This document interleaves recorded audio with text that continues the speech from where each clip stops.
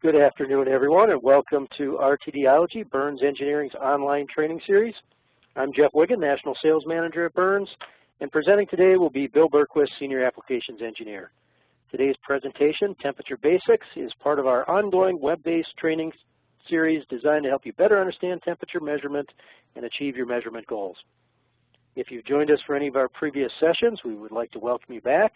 If this is your first time, welcome. And when you get a chance, please check out our previous presentations on the RTDology page at burnsengineering.com. Before we get started, a few housekeeping items. To respect everyone's time, we'll make every effort to limit the presentation and Q&A period to 1 hour. We highly encourage questions, so please type them into the Q&A section or the chat box on your screen and send them to host and presenter. We'll attempt to answer as many as time allows. Today's session is being recorded, and we will provide session notes and a link to the recording to all participants as soon as they are available. Typically, that's somewhere in the neighborhood of 24 to 48 hours. If we don't get to your question or you need some additional assistance, there will be contact information provided at the end of the presentation. Finally, our goal is to answer your temperature measurement questions and challenges. We've built RTDology around commonly asked questions and issues. However, if you have a particular topic you'd like to have considered, please do give us a call and we'll see what we can do to put something together for you. That covers the housekeeping, so without further delay, here's Bill Bergquist to explain temperature basics and help lay the foundation for confident temperature measurements in your processes. All right, thank you, Jeff, and good afternoon, everybody. Today what I wanted to do is talk a little bit about just the basics of temperature measurement. We'll start out just talking about what is temperature and end up with some preventive maintenance ideas for thermocouples and RTDs. First off, what is temperature? There's a few different definitions here, and kind of take your pick of the one that you like the best. One I like is this physical quantity that's a measure of hotness and coldness on a numerical scale.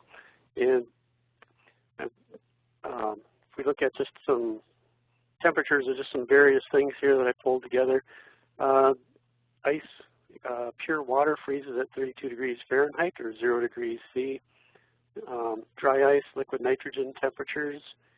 And then, of course, we've all read Fahrenheit 451, and that's the temperature that paper will auto-ignite. The sun, 5,430 degrees C. Not sure how they figured that one out, but I guess that's probably a good estimation. The lightning bolt, 50,000 Kelvin, and we'll talk about the Kelvin scale, what that is, and how it relates to the Celsius scale. Then the Earth's average surface temperature, which we've had a bit of a challenge around here this winter. I think we're approaching 50 days with a low temperature below 0. Jeff, does that sound like that's right to you? How many days? I think it's getting close to 50. Well, that might be the actual number. I think it feels more like about 90. It's been a long winter here. And then anybody that's gone out and shopped for LED light bulbs has seen the 2700K or 3000K numbers on the packages. And that is the Kelvin scale, but it's also used to denote color temperature. A match flame, 1700K, and sunshine's 5400. Celsius scale was developed by the Swedes way back 1700s, and it's defined as at 0 degrees C is where pure water freezes. 100 degrees C is the boiling point of water, and that's at standard temperature and pressure. The triple point of water, which is the point where it can exist as a solid, liquid, or a vapor, is 0.01 degrees C or 273.16 K. And you'll note that a 1 degree or a degree Celsius is equivalent to a degree of Kelvin. And so the Kelvin scale was developed by going down to absolute 0, which is 0 K, and between there and the triple point of water, they just divided it into 273.16 equal parts. Some people still call the Celsius scale centigrade, but it was renamed, and apparently centigrade has some other meanings in Spanish and French. I don't know what those are. If anybody does, maybe you can drop us a note on in the chat box and let us know. Next, the Kelvin scale. This is, they call it an absolute scale again, so it's 0 degrees, or 0 K. We actually don't say 0 degrees K, it's just 0 K. That's a theoretical point at which all molecular motion stops, and so there's no, we've never been able to completely achieve 0 K. So right now it's just a theory, and the theory says that we can't get any colder than that. So we have to keep in mind that we couldn't go any faster than the speed of sound at one time also, and that changed. And then probably the scale that we're all most familiar with is a Fahrenheit scale. And this is where ice forms at 32 degrees and water boils at 212. The original scale that he developed had the freezing point of brine as his 0 point. So that would be just a salt and water solution. Now there's a lot of different types of temperature sensors. We have liquid displacement, that would be like a mercury and glass thermometer. There's some dial thermometers, thermistors. The one down here is a part of a dial thermometer where it just has a bimetal coil. And this would be the one that's hanging on your tree out in the yard with the big dial on it. There's some optical sensors that use infrared. And there's been some new work with lasers and some other things. And then there's thermocouples and RTDs, and those are the two that we're going to be talking about the most today. Some of the features, benefits of liquid displacement and dial thermometers, they have kind of a limited temperature range. Accuracy for like an oven thermometer, for example, might be plus or minus a few degrees. It is a very rugged device. One of the drawbacks with these types of devices is that when you read them, there can be some error involved in just reading the scale on them. Thermistors, these can be made to measure very precise temperatures over a very limited temperature range. There's some drift associated with them, a very low cost, and a quite durable type sensor.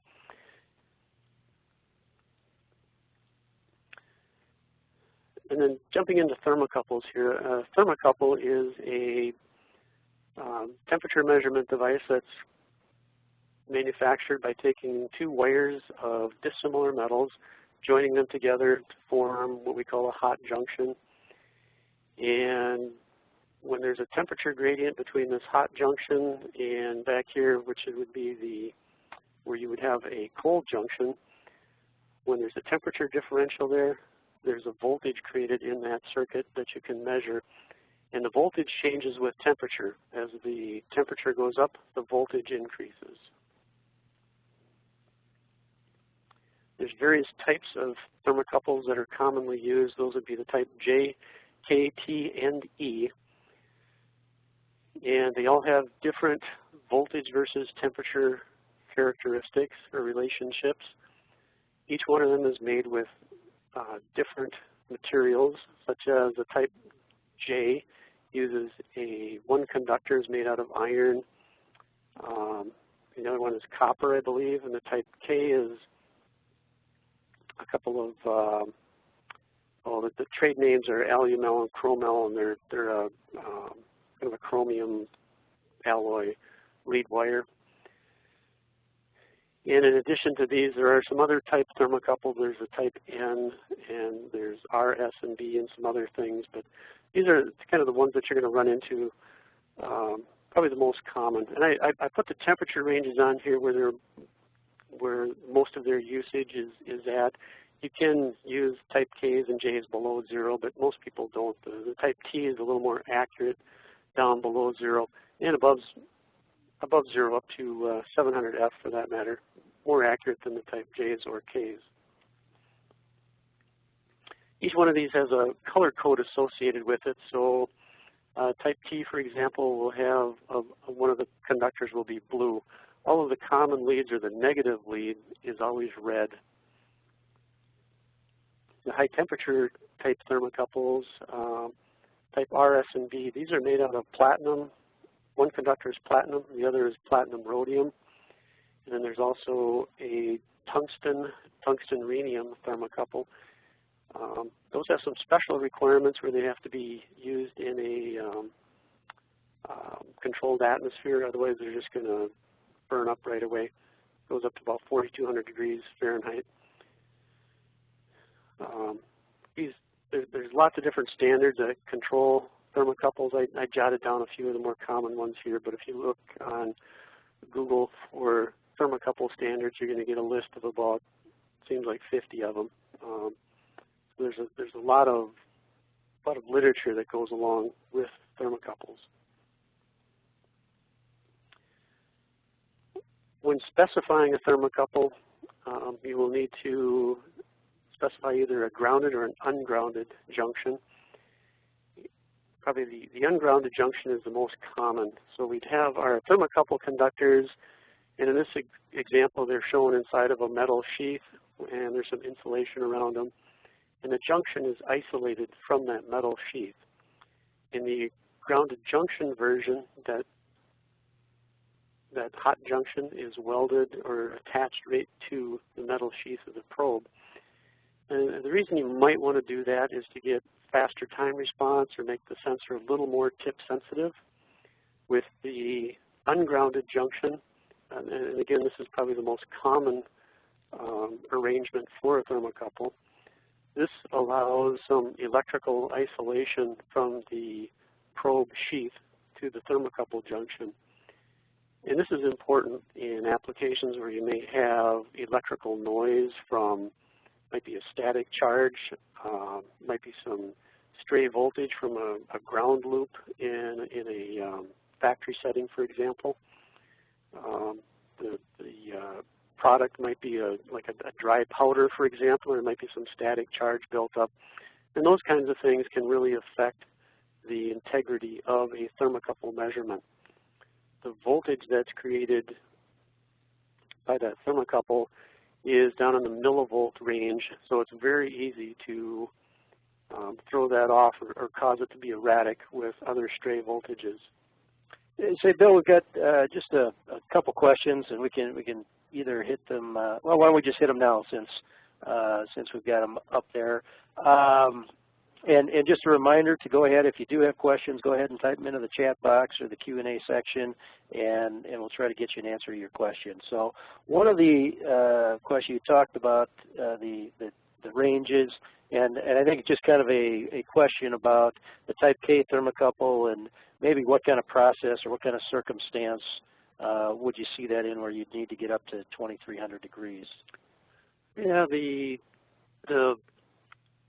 standards only go up to 2152 Fahrenheit for type K thermocouple. You know, they can be used up at that temperature. The lifetime's typically pretty short. And when you're using a thermocouple at high temperatures like that, the larger gauge conductors are going to last longer.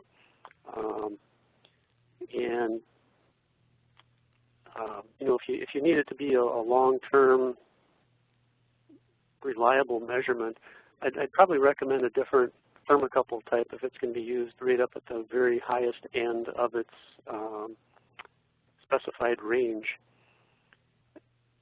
It does help to protect it with a thermal well, for example, and also and if you can control the atmosphere that's around the sensor itself, type K thermocouples can have something, a failure mode called green rot, which is actually just the conductors corroding due to the high temperature and the presence of oxygen around it. If you can take all the oxygen away, the green rot won't happen, or if you can provide a lot of it, it won't happen. It's just when it's in limited quantities, the conductors will start to corrode and eventually fail. Okay, then there was another question about exposed junctions for thermocouples. I think you had mentioned it on the previous slide, but I don't think there was a photo of it. So if you just talk a little bit about exposed junctions. Yeah, exposed junctions can be used mostly for air temperature or other applications where you need a really fast time response. It's not a good idea to have them exposed to real high temperatures or processes where the conductors might get contaminated. At the higher temperatures, though, the metals can pick up contaminants from the process. It might be a reducing atmosphere or an oxidizing atmosphere, and those exposed conductors are going to corrode and quite quickly. They'll also pick up contaminants and cause the voltage temperature relationship to fall out of specification. Okay, thanks, Bill. Appreciate it. Some of the advantages of thermocouples, again, a very wide temperature range, really fast time response, lots of different diameter materials available. The wires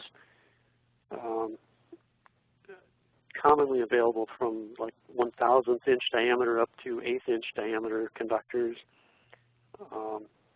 Really low cost, and it's a very durable type of temperature sensor.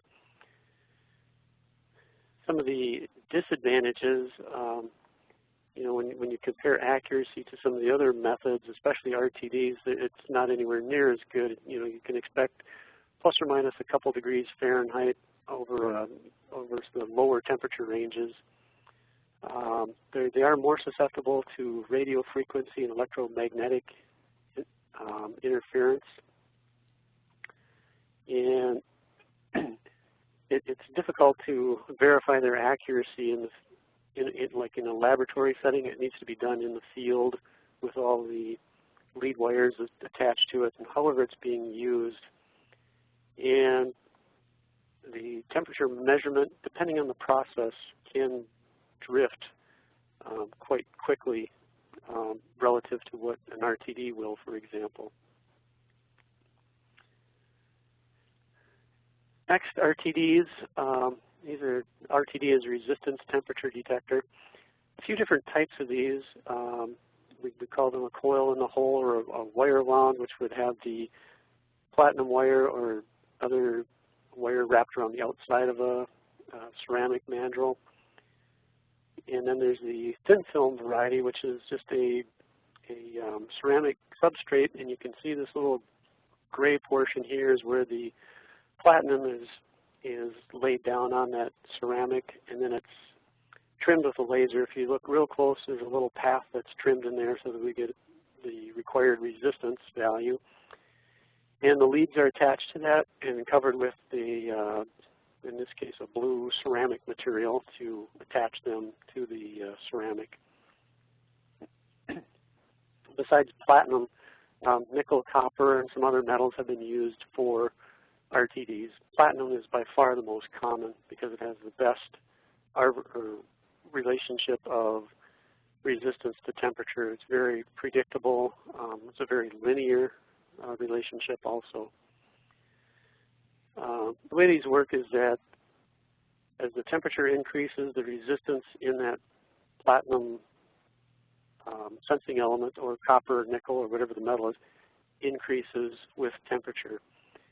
And so the performance of that is defined by the IEC standard, or there's also an ASTM standard, and these detail that relationship between the resistance of the sensor and the temperature. Another important aspect of an RTD is the temperature coefficient, and this is the amount that the sensing element changes per unit change in temperature. So if we look at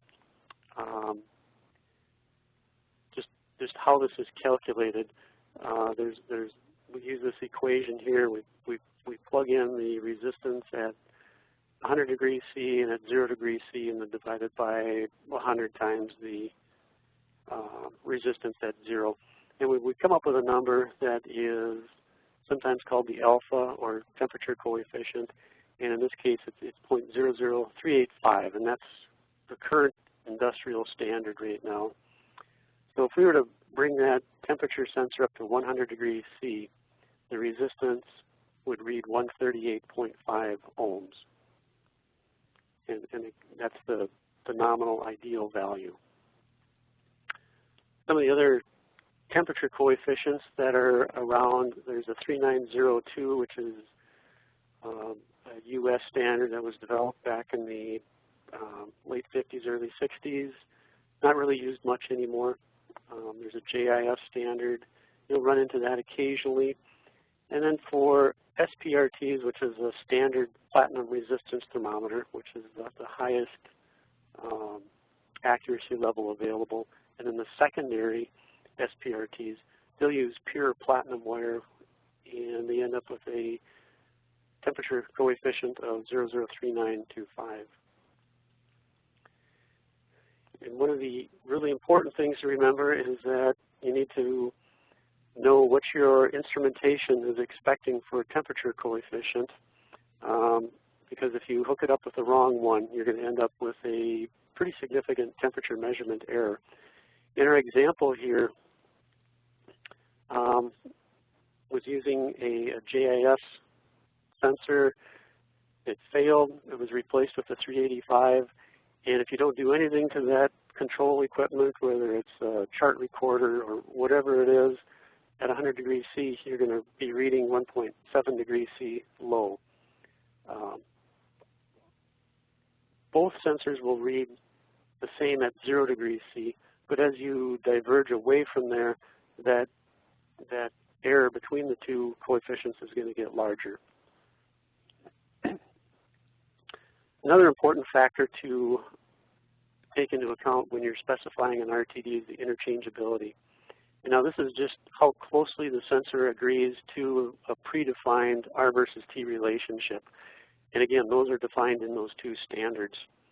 Both standards are pretty close to the same, but as we can see here on this little graph, the ASTM standard has tolerances that are just slightly tighter.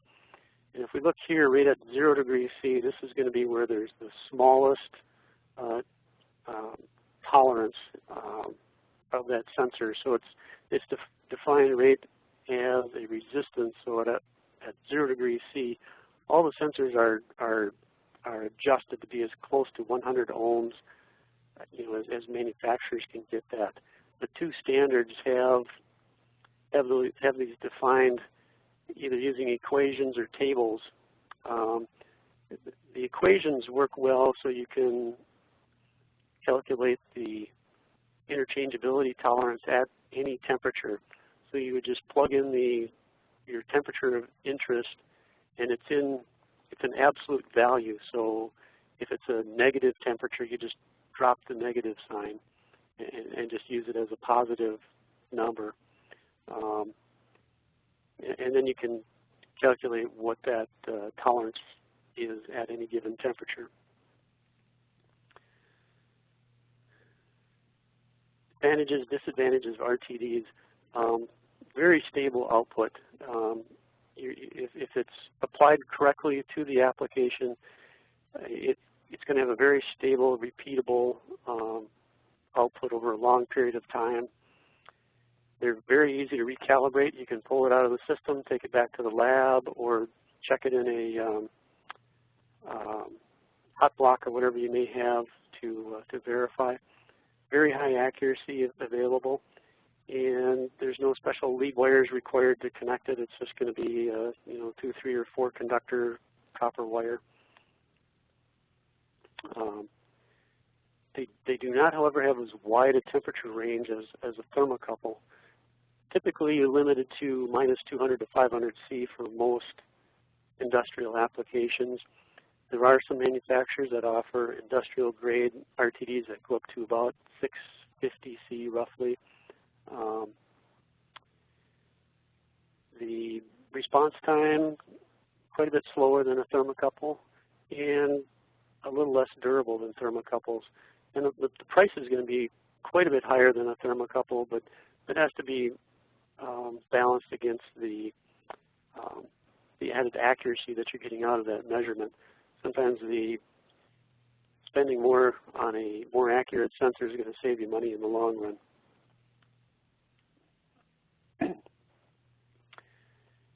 And now for those that are trying to replace a temperature sensor, how do we identify which is which, RTD or thermocouple? There's a few clues that you can look at. The first one is just the lead wires.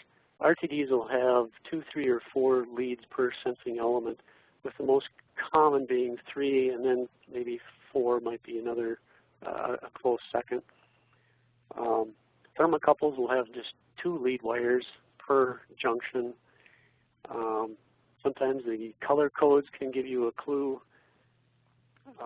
RTDs would be red, white, green, and black leads are fairly common. And the thermocouple colors, so if you know, we covered those a little bit earlier.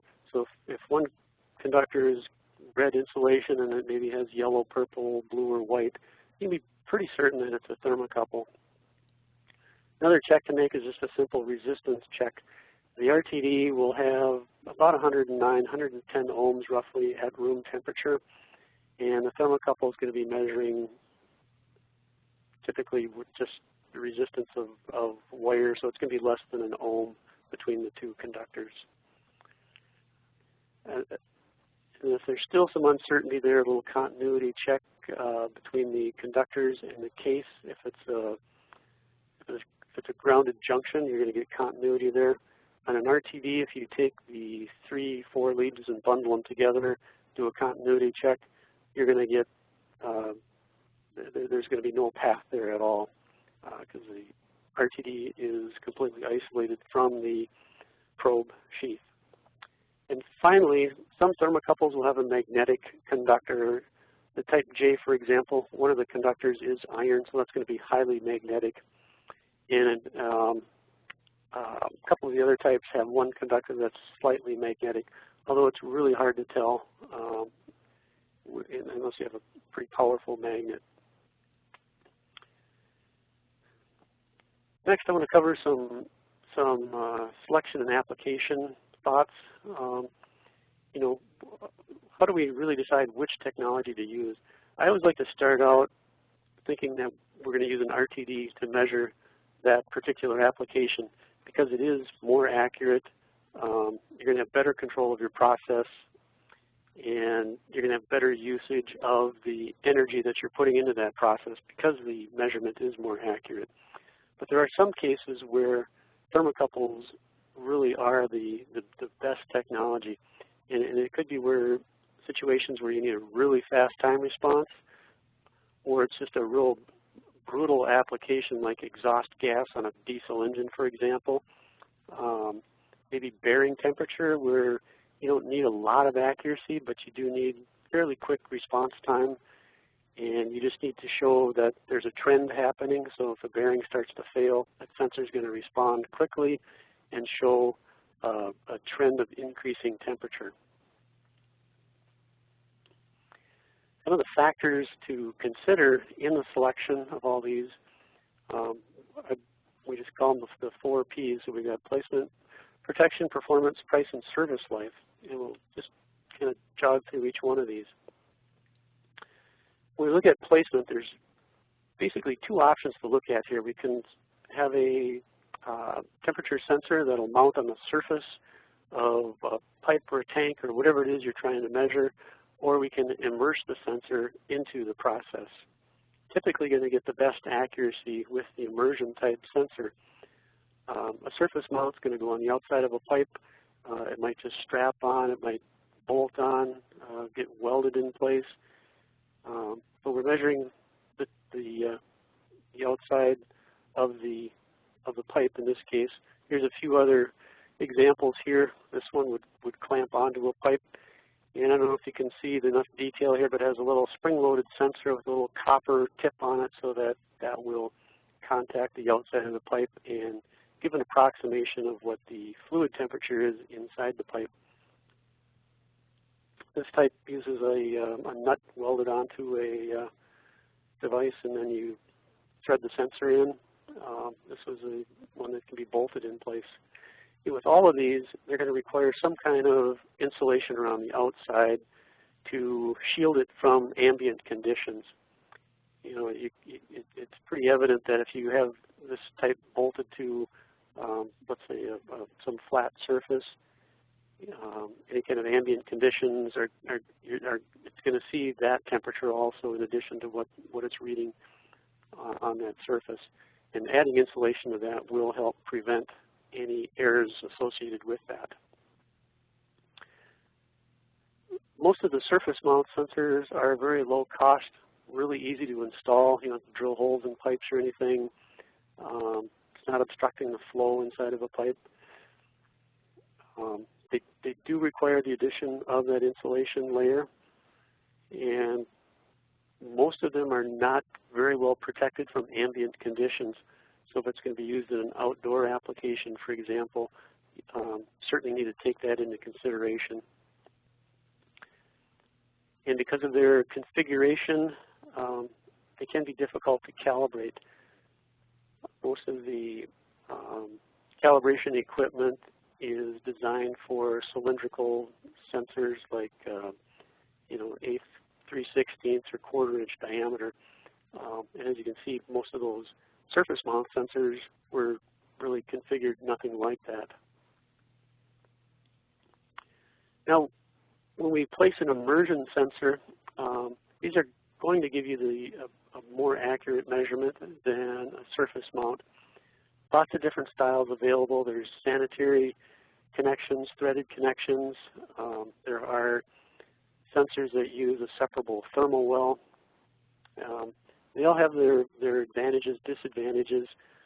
If we look at a direct immersion like we show here, that gives you the fastest response time. It's low cost. We don't have the additional cost of a thermal well. We can get by with a fairly short immersion length and still get a fairly accurate measurement. If we have a situation where there's a high flow rate, or there's maybe some erosive particles in it, or maybe it's a viscous product at a high flow rate, we're going to have strength and durability issues. And also, maintenance can be a problem. If the sensor fails and you pull it out, you have a hole in your pipe or the tank. So that's where the addition of a thermal well can really come into play and make maintenance a lot easier, and also it solves the strength issue. Lots of different types of thermal wells. There's weld-in versions. This particular one here happens to be a seals in a port with an O-ring, an ANSI type flange, and a couple of weld-in styles. Now, in addition to the thermal well to protect the sensor, we need to protect the outside of the sensor.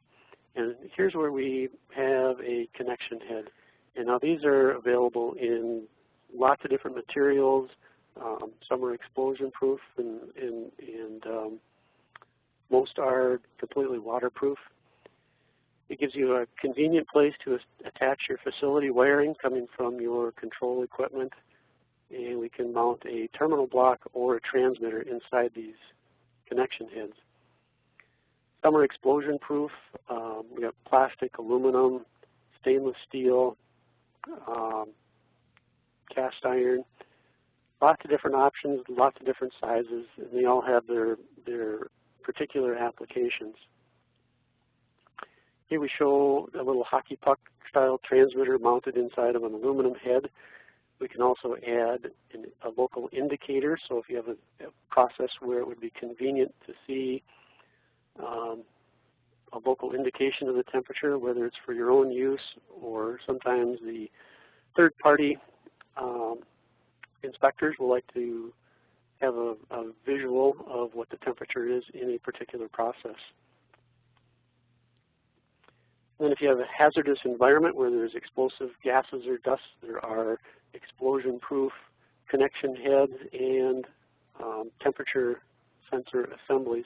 Typically the whole assembly, including the temperature sensor, connection head, and the thermal well if it's present, that all needs to be rated as explosion proof. And so there'll be a tag on that that says that it meets whether it's FM, CSA, or any of the other hazardous area approval agencies.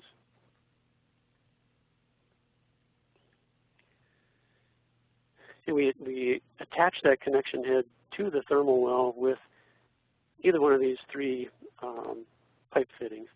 The one that has the most versatility is the pipe union, which is this one right here. This makes it very easy to remove the sensor from the thermal well. This pipe fitting comes apart. You don't have to disconnect the wiring inside the connection head. We just loosen that union and the two halves pull apart, and you can pull the sensor right out of the thermal well, place it in your calibration block, and go ahead and check its accuracy.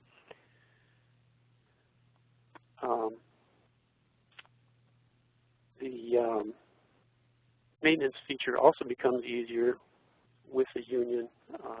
Again, so you don't have to disconnect the conduit from the connection head, for example, to unscrew the connection head from if you had just a solid pipe nipple between the two devices. Next, I want to compare performance between thermocouples and RTDs. If we look at thermocouples, they're specified as standard and special limits of error.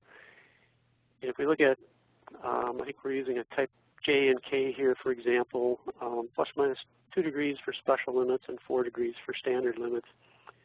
And then the grade A RTD, this would be the grade A interchangeability that we talked about earlier, is plus or minus 0.27 degrees Fahrenheit, and the grade B is 0.54 degrees Fahrenheit.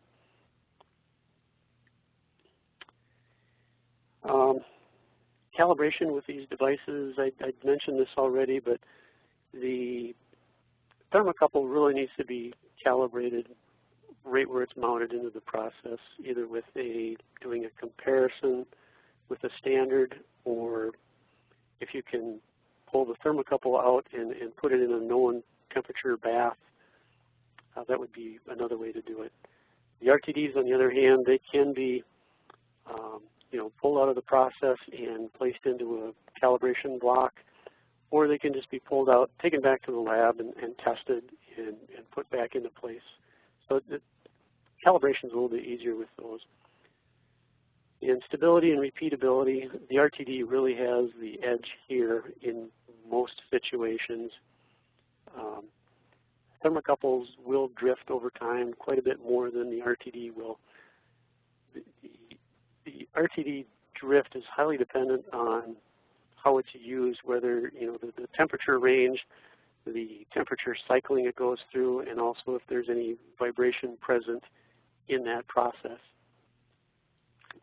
Say, Bill, you mentioned drift a couple times. Can you just let the folks know, give them a definition of what drift is? Because that tends to be a fairly sensor-specific kind of term that we use.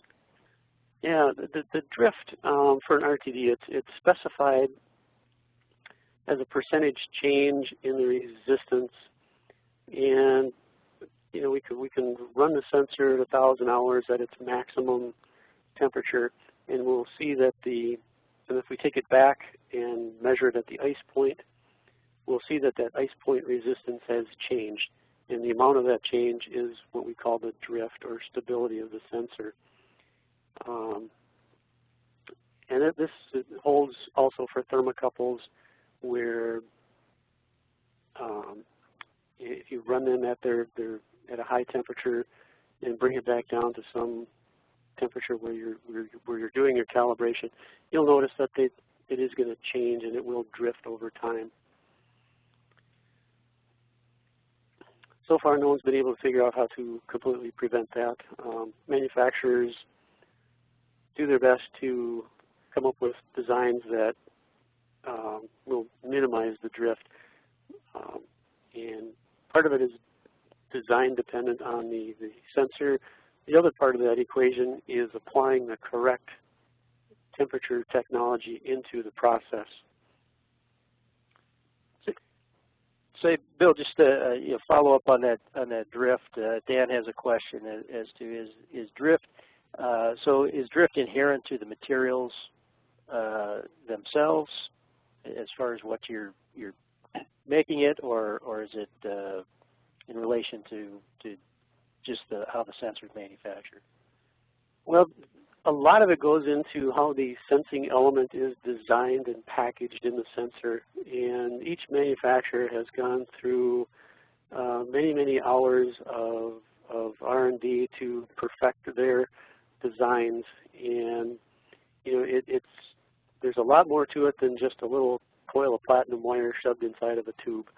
And all of the things that are used for potting materials, even down to how the external lead wires are connected to that platinum sensor, all of those things affect the drift rate of that sensor. And there's always a balance between making the sensor durable enough so that it can survive in an industrial application, but yet minimize the drift so that it's usable over a long period of time. So there's a lot of technology that goes into the packaging of that sensing element. Can you talk a little bit about then also there's another follow-up question, and drift in relation to the external environment. So as it comes to, do things drift, do sensors drift faster or more, based upon higher or lower temperatures? Well, RTDs and thermocouples will both drift more at higher temperatures. And that gets back to the materials that are used for them. Thermocouples can pick up contaminants at high temperatures, and that will cause them to drift. RTDs, again, you have the materials at high temperature, and there's expansion coefficients that come into play. And if the temperature is changed, if it's going up and down, that can put stress in that little coil of platinum wire and cause it to drift or change its resistance characteristics. And it looks like we got quite a few questions on drift here. Well, that's good. Let's get through them. There's another one here in relation. What would the drift be for a process a temp of 37C? I would guess this is probably an incubator application, and in a properly designed RTD, I would expect the drift to be almost zero, or so small that it can't be measured within the repeatability of the sensor. 37 is so close to room temperature, where all the materials are selected and the sensors are built and designed. I typically don't see any drift at those temperatures. Okay, and then another drift question is the signal conditioner pots that actually drift due to the heating and cooling effects on the rotary pots themselves? Okay, so this gets into a kind of a transmitter question, and this would be dependent on the construction of the potentiometers that are used. And this would be in an older style analog transmitter, I think is where the question is coming from.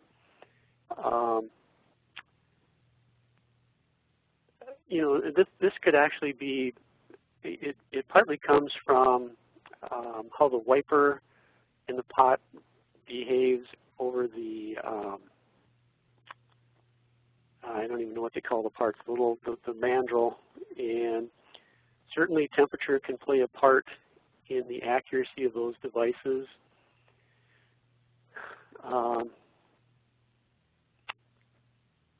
And I guess that's probably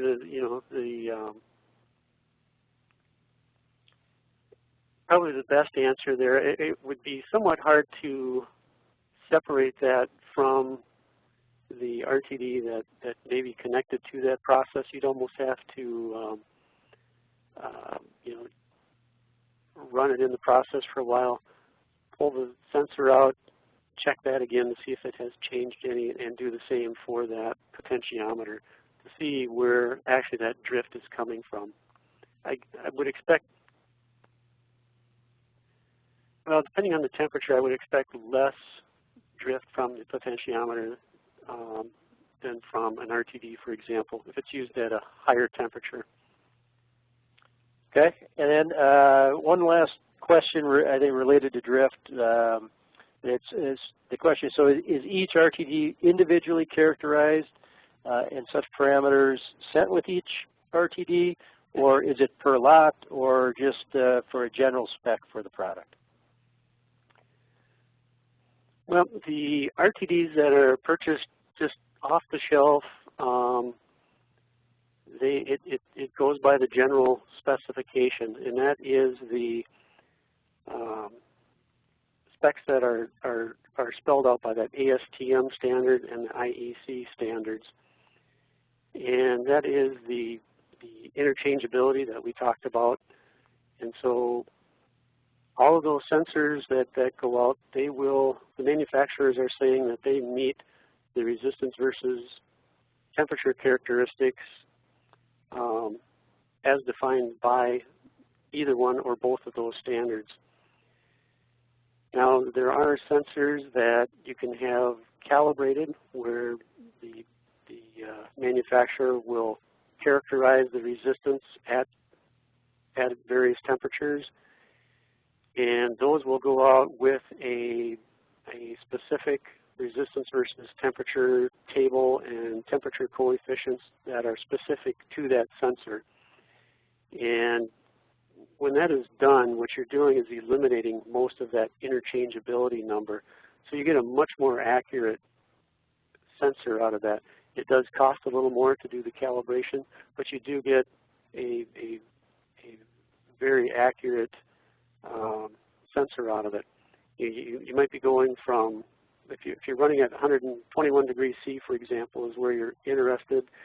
If you purchase a grade A interchangeability sensor, it's going to be maybe plus or minus half a degree C at 121.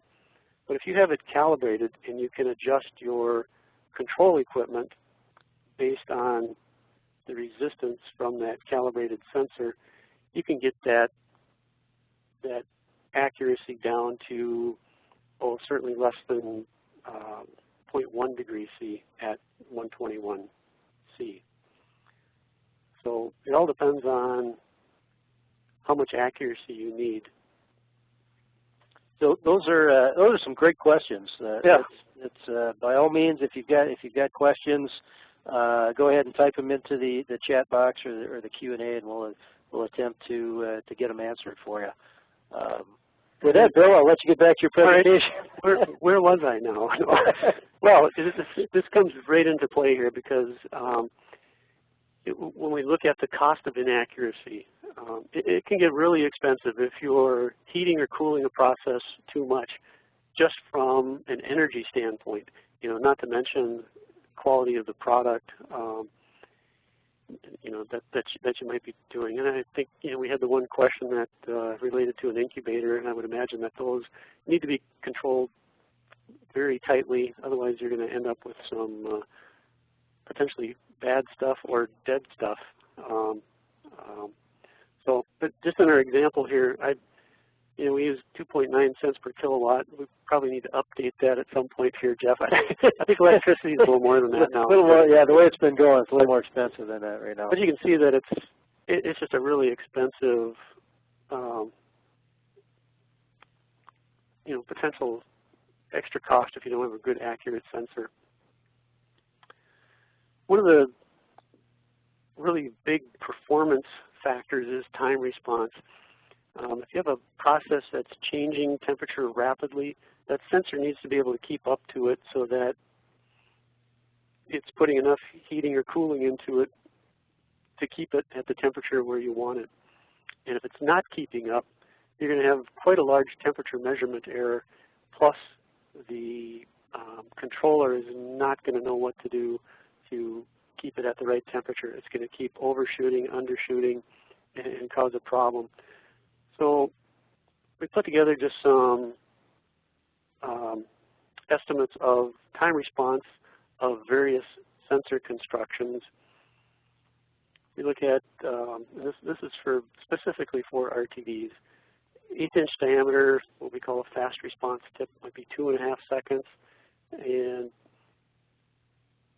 these numbers are derived by measuring the response of the sensor going from an ice bath into room temperature water. And it's the time it takes for the sensor to indicate 63.2% of that change from ice water to room temperature water that's moving at 3 feet per second. So going down the list here, we get the slowest response time with an RTD in a tapered thermal well. It's roughly 26 seconds. Going down to the stepped tip, makes it a little bit faster, a little less metal around it, so it is going to respond more quickly.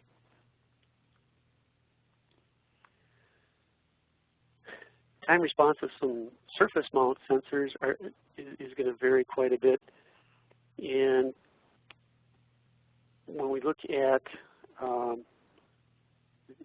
this grouping of sensors, you know, they can be made in RTDs or thermocouples, and you can see there's quite a difference in response time just from the type of sensor housing. You know, I guess I need to explain this a little bit better here. We've got 8 to 67 seconds for both of these, but it really it's more dependent on how the sensor is applied and into the configuration of the housing and things that it's in. We can do an exposed junction thermocouple, for example, and we get down and just, you know, down in the millisecond ranges for response time. But if we put that into a housing where we're going to mount it on a surface, it could slow it down to a couple seconds. Transmitters can offer some advantages to your temperature measurement loop.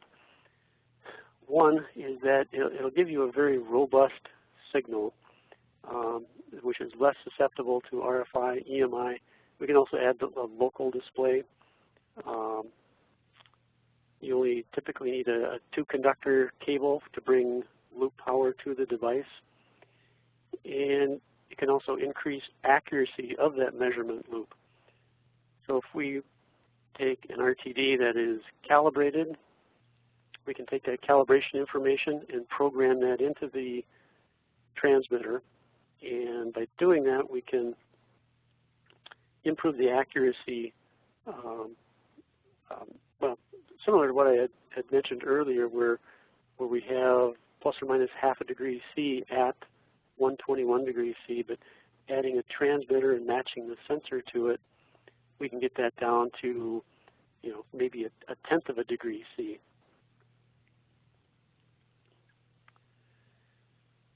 Now, for those that are looking for just a real quick way to decide which of these technologies to use to measure temperature, we put together a little check sheet here.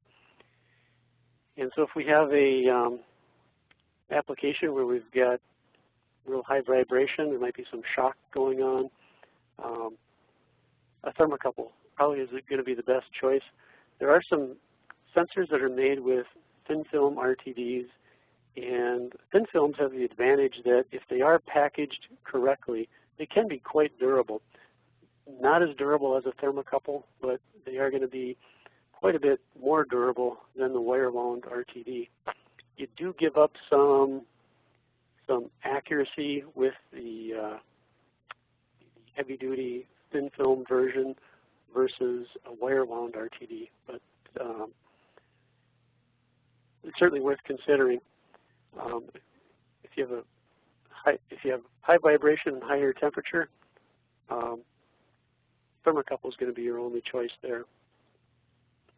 versus RTD or you know, if it's a really high temperature, a really nasty environment, you know, maybe an optical sensor might be something to look at too. But comparing these two, accuracy, stability, the wire-wound RTD is going to have the advantage over thin film or the thermocouple.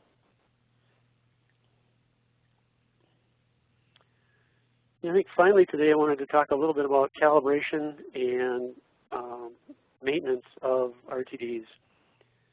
Now, we do calibration to just verify the performance of the sensor, and that'll typically be done in a laboratory situation, or can be done in the field with hot blocks or an ice bath, for example. And you know, we'll do this to maintain traceability of the sensor and to ensure that the process is running at the temperature that we want it to.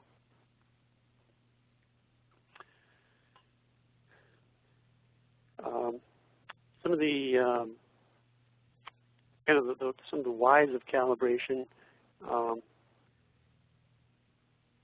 is if we're kind of commissioning a new plant, we're bringing in new sensors, and we want to verify the vendor data.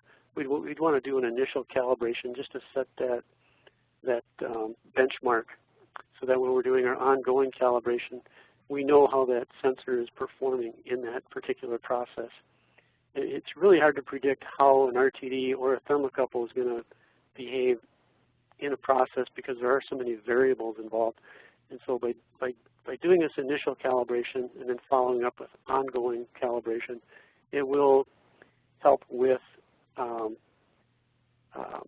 some of your predictive maintenance requirements, possibly where you see that it's maybe thermocouple is starting to drift, and you know that after 6 months it's going to drift out of tolerance, so you just make that a standard replacement. There's also some quality system requirements and of course regulatory requirements that do require ongoing calibration. And again, we get down to the cost, and if we have poor accuracy, we're going to have wasted money from misuse of energy dollars and also poor product quality. And now we get back to more drift, because this is an important topic. So I did put it in here again, and and it really goes and plays with the calibration. And how do we know how often we need to do calibration? And really, it's the process that dictates the calibration cycle. There's really no way that an RTD manufacturer or a calibration lab can tell you what your calibration cycle should be. The probe drift is going to be governed by vibration, the shock temperature that it sees, and also temperature cycling. And also your product value can come into play here, because I do have customers that they do a batch process. It's a high value. They'll calibrate the sensor before and after the process, and sometimes I get the feeling that they want to calibrate it in between too, but that doesn't always work. But they'll do it before and after, just because it's such a high value product. They want to know that that sensor was giving them the right measurement throughout that whole process.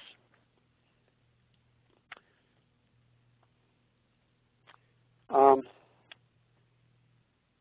of the terminology that you're going to run into with calibration, you'll hear all these things: ITS 90 and IPTS 68 and TPW R0, and I put together some of the more common ones here that you can use just as a kind of a refresher here.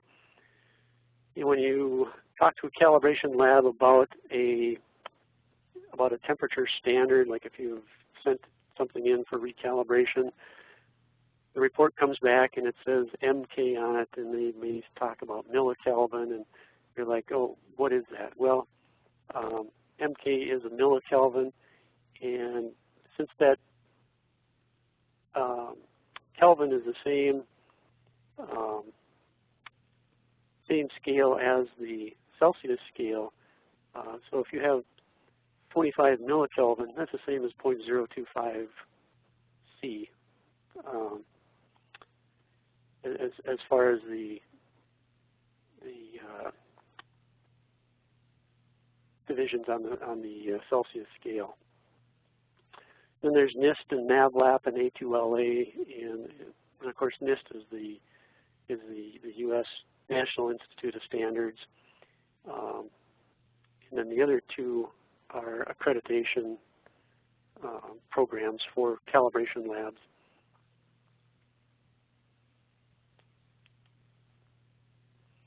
Now, temperature scales have evolved over time here, and it looks like I need to talk faster, huh? We got a little behind here, it looks like. We got a little behind. That's all right. For those folks that have to go, we certainly understand that, and we appreciate you joining us. For those of you that can hold on, I think we've only got a couple slides left here, and then I know there are several questions, and we'll be addressing those questions as soon as we come to the slides. Okay. So the temperature scales started out in 1927, and as you can see, it has evolved over the years. In 1948, it was changed. In 68, it was changed, and again in 1990. Each time that the way that temperature scale is defined has become more accurate, in better agreement with the actual thermodynamic values. The ones that are used today are the ITS 90 and IPTS 68. The 68 has the advantage of using simpler equations. It is a little less accurate, and the equation it uses is the Callender-Van Dusen. And for industrial applications, that does it just a fine job.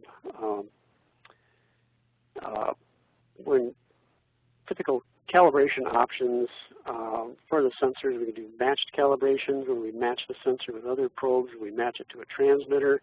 We can do a multi-point calibration. And we can also match the temperature sensor to a digital readout, for example. One of the easiest ways to test an RTD is in an ice bath. It's going to be very accurate.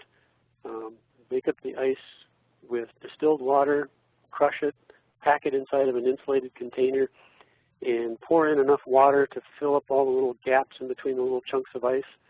If the ice floats, you have too much water in it. You just want to fill it up so that it's just about to float, but not quite. Put the sensors in, wait a few minutes for it to stabilize, and measure the resistance. And we've talked about triple point of water, and this is in a laboratory where how you would measure an RTD at the triple point of water. And this device uses a what they call the I forgot the VSMOW water. I'm drawing a blank. Anyway, Vienna Standard Mean Ocean Water. Does that sound right? Yeah. Yeah. Okay.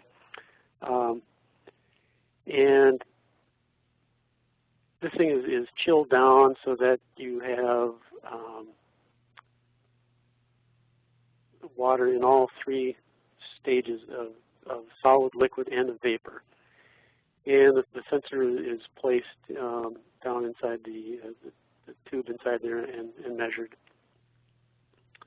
One of the more common calibration methods is just doing this comparison calibration. Typically just you need some sort of a meter, a standard PRT, and a recorder. Doing it in a laboratory, we get uncertainties of 0.001 to maybe 0.01. Doing these out in the field, the equipment needs to be a little more durable, so it's a little less accurate, 0.05 to maybe half a degree C. And I guess with that really is about it. I had some other photos here. We talked about a standard PRT, and as you can see, this is the actual.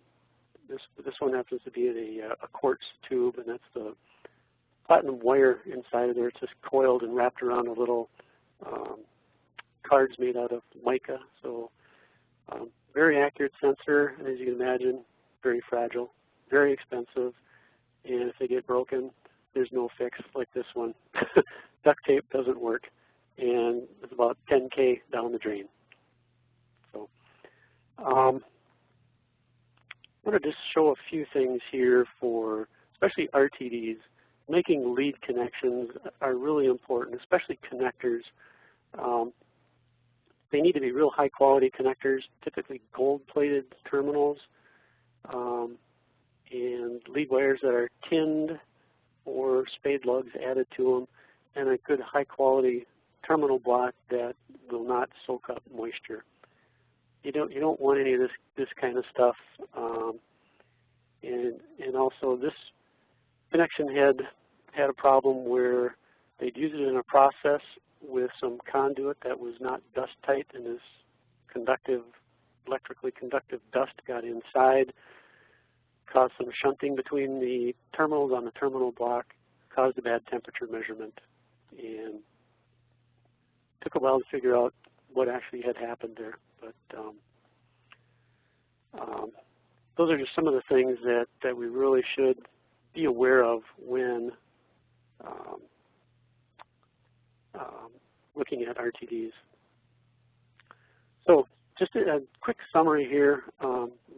Lots of different types of temperature sensors.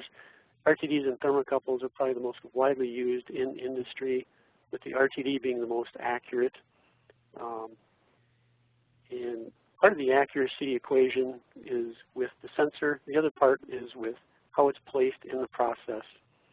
And then we need to follow up with periodic calibration to make sure that we maintain that accuracy. Okay, excellent. Thanks.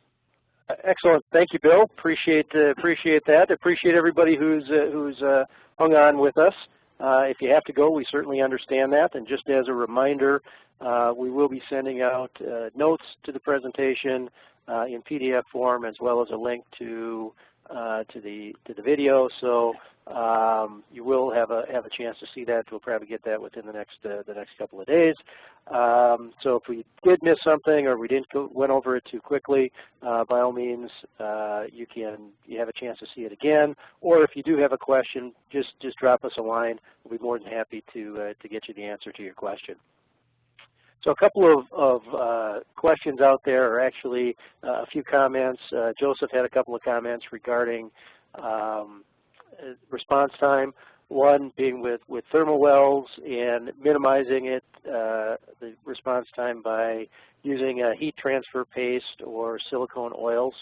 I don't know, Bill, if you got any more comments on that? Yeah, for applications where you do need a faster time response, whether it's a surface mount sensor or a sensor that's placed in a thermal well, the addition of some kind of a heat transfer paste to get rid of any kind of air gap between the sensor and the thermal well or the surface of whatever you're trying to measure will go a long ways towards speeding up the time response. And it's typically fairly easy to do. There's, silicone oil can be used if it's a situation where it's a vertical situation, or if it's in an enclosed thermal well.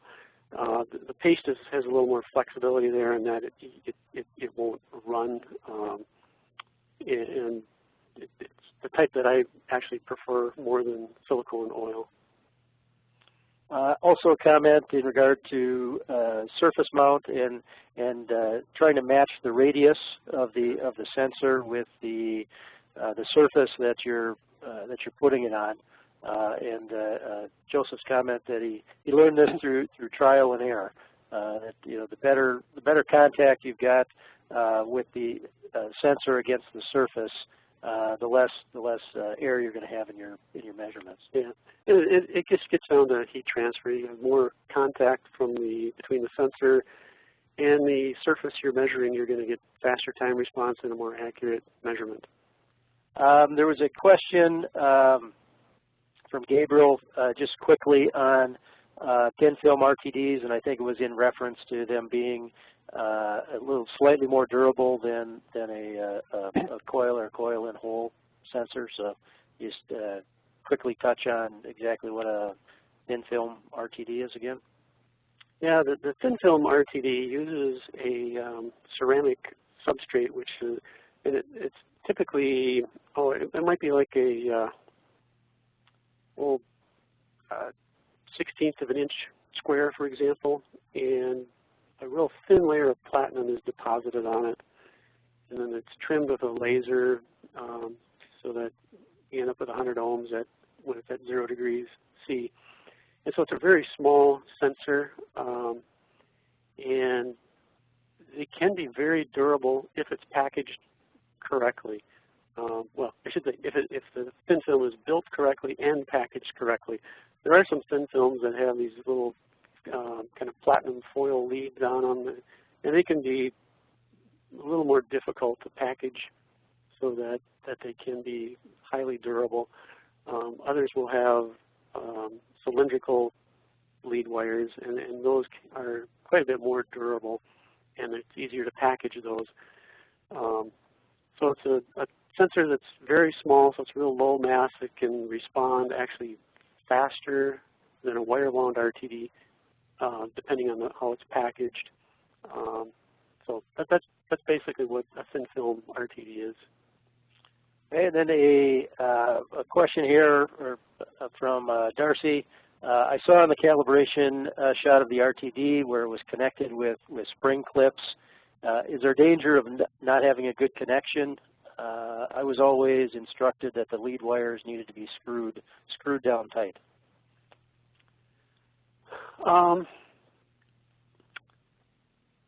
There is a bit of a danger there. The spring clips, as long as you have good high quality versions and they're gold plated, and of course, and the springs aren't worn out, they do work okay for calibration. And you can actually tell if you're starting to have trouble with your spring clips by just giving them a little wiggle, and you'll see the numbers on your display or whatever your data acquisition stuff you have going. You'll see it jump around, and if you're seeing that, then it's time to really replace them. And I think the difference is probably in a calibration. In that particular shot, that's a lab environment, so it's a much more controlled environment. In any type of process, certainly all of the wires need to be screwed down tight to a terminal block or a transmitter. Yeah, in that view, those were 4-wire RTDs, and if you do have a connection there that does have a little different resistance than the others, the 4-wire circuit will completely compensate for the lead wire resistance. So in that situation, it's a little less of an issue. In a 3-wire RTD circuit, having that one of those conductors a little more or less resistance than the others will cause an error, and then it's more of an issue. Okay, and the one looks like one last question from Gabriel on protection sheath. I'm assuming he's talking about a protection tube. If you can maybe talk about protection tubes a little bit versus a thermal well per se. Yeah, I guess this is probably talking about typically thermocouples can be specified with a protection tube versus a thermal well. And the difference there is that the protection tube is low cost. It's typically made out of Schedule 40 or Schedule 80 pipe, and the thermocouple is just placed down inside the pipe and bottomed out inside of it. Whereas a thermal well that's made out of bar stock will have a bore diameter that's closely matched to the sensor diameter. So you're going to get a little better or faster time response. If the process is vibrating, the sensor is going to be supported a little better. And the bar stock thermal well is going to be quite a bit more durable. It's going to survive a lot more and higher flow rates. It'll take longer for it to erode or corrode if those are factors that come into play. Okay, thanks, Bill. Appreciate that. Unfortunately, our time is up. We appreciate you sticking with us as we've gone over a little bit because we had a number of questions. If we didn't get to your question or you would like to further discuss a temperature measurement problem or application you have, do go ahead and give us a call directly or shoot us an email. Again, we want to thank you for attending. We look forward to seeing you at future events. We have several coming up over the next few months. And we will be sending out session notes and a link to the recording within the next few days. So with that, have a great afternoon, and we hope to see you at next time.